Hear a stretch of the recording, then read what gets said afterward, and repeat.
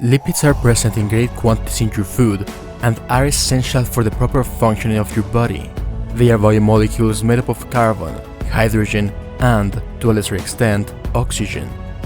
And some may have nitrogen, sulfur, and phosphorus. They are insoluble in water and soluble in organic solvents such as benzene, xylol, chloroform, ether, among others. But what are they? What are they for? And what are their characteristics?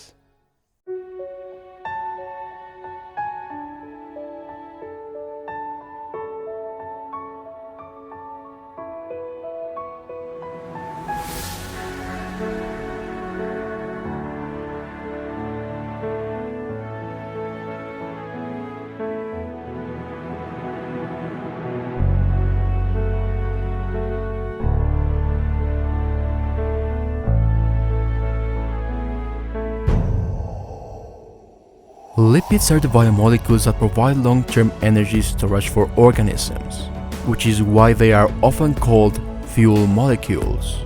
Some lipids form adipose tissue, popularly known as fat. They are receptors and modulators of metabolic activities. During metabolism, they are used to produce steroid hormones and prostaglandins. They are part of the structural components of cell membranes. They are part of the myelin fibers, an insulating layer that forms around the nerves and neurons, which allows the fast and efficient transmission of electrical impulses throughout the neurons. In plants, they build a layer of wax that protects them against dehydration and some parasites. They are necessary for the synthesis of vitamins A, D, E, and K. Lipids are classified into two categories: saponifiable and non-saponifiable lipids. Saponifiable lipids are those that have an ester functional group that can be hydrolyzed under alkaline conditions. This chemical process is known as saponification. Through saponification, the raw material of the manufacture of soaps is obtained. Saponifiable lipids are of vital biological importance, since most fulfill structural, metabolic, and intracellular signaling functions.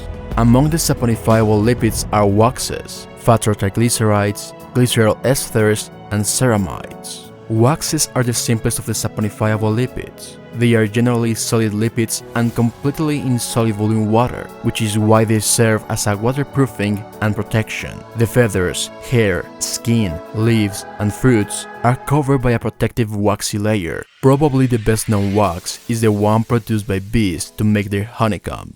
Triglycerides are the most abundant lipids. They include all animal fats and vegetable oils. Fatty acids can be saturated or unsaturated. Saturated fatty acids are those composed of single bonds only. At room temperature, they are solid. They are abundant in fats of animal origin, such as butter, lard, or bacon.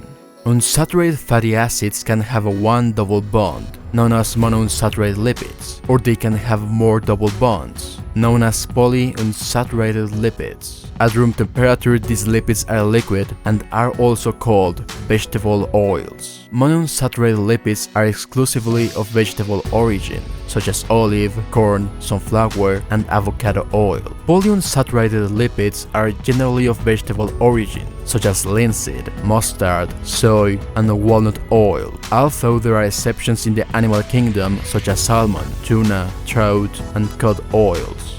Glycerol esters are divided into phospholipids and plasmalogens. Phospholipids together with proteins are the structural components of cell membranes, which is why they are considered among the most abundant.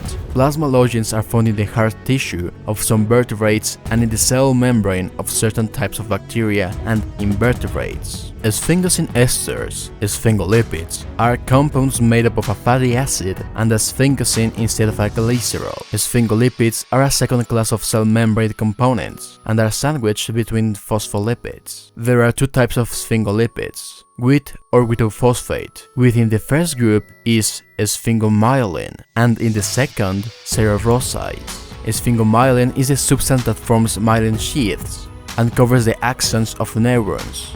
In turn, cerebrosides have a monosaccharide attached, which can be glucose or a galactose. They are important components of the central and peripheral nervous system. Non-saponifiable lipids are compounds that lack hydrolysable groups. They include steroids like cholesterol, many sexual hormones, and terpenes. The steroids are compounds that include cholesterol, steroid hormones, and bile salts. Cholesterol is the biosynthetic origin of all steroid hormones. These hormones control the general metabolism of organisms. The main hormones are progestins, progesterone, regulate the phenomena produced during pregnancy and are the precursors of all other steroid hormones. Glucocorticoids, cortisol, and corticosterone stimulate gluconeogenesis and in pharmaceutical doses suppress inflammatory reactions.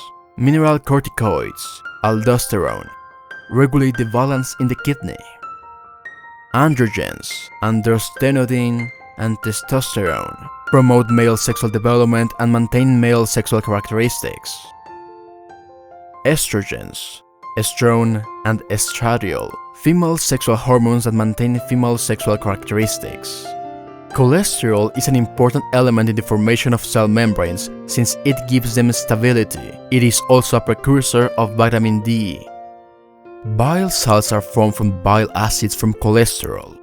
They are detergent substances that are synthesized in the liver and stored in the gallbladder of mammals. They are essential for the digestion and absorption of lipids through the walls of the intestine. Their detergent action allows them to emulsify fats in the small intestine. Terpenes can be found naturally as essential oils, pigments, and vitamins. They include bile acids, fat-soluble vitamins, gibberellins, hormones for the growth of plants, hormones in insects in juvenile stages, and many other essential compounds in the development of living beings. Present in the essential oils of plants such as retinoids, vitamin A, carotenoids, provitamin A, and tocopherols, vitamin E. As you can see, lipids are essential biomolecules for all living beings. In the next video, we will continue talking about biomolecules, in this case, about proteins. Subscribe to Patreon, where you can see videos before anyone else and support the growth of the channel. Remember that it is thanks to you that we can do this. What are you waiting for? Subscribe now and be part of this great adventure. If you like the video, don't forget to share it and subscribe to the channel if you haven't already. I will see you in the next video, and thanks for watching.